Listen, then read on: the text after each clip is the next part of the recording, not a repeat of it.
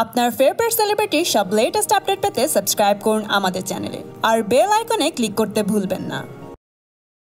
বাহুবলীর উত্তেজনায় কাঁপছে পুরো বলিউড। প্রতিদিনই একের পর এক এমন সব রেকর্ড করে চলেছে মুভিটি যে তার নাগাল পাওয়া হয়ে উঠেছে দুঃসাধ্য।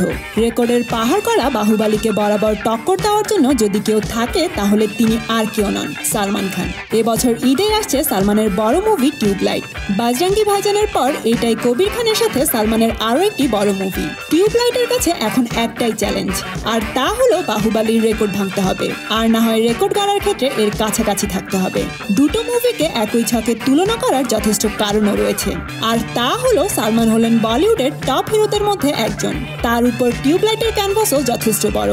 আর কবির খান এইবার কাস্ট করেছেন ইন্টারন্যাশনাল স্টার জুজুকে, যিনি একজন চাইনিজ অভিনেত্রী। এছাড়াও এতে আরো অনেক চাইনিজ অভিনেতাদের কাস্ট করেছেন ডিরেক্টর কবির খান। তাই এটিকে সালমান আর কবিরের ইন্টারন্যাশনাল প্রজেক্ট বলাই যায়, আর এজন্যই ছবিটিকে ঘিরে প্রত্যাশার মাত্রাও খানিকটা বেশি। বাহুবলী 3 দিনে আয় করেছে 700 কোটি রুপি। ধারণা করা হচ্ছে আগামী 4-5 দিনে 1000 কোটির খাতায় নাম লেখাবে ছবিটি, যা আজ পর্যন্ত কোনো বলিউড তারকাই ছুঁতে পারেনি। তবে এবার দেখা যাক বক্স অফিসের এই রেসে সালমানের টিউবলাইট কতটা টক্কর দিতে পারে প্রভাসের বাহুবলীকে। আর বন্ধুরা, এই ব্যাপারটি নিয়ে আপনাদের কি মতামত কমেন্ট করে জানিয়ে দিন।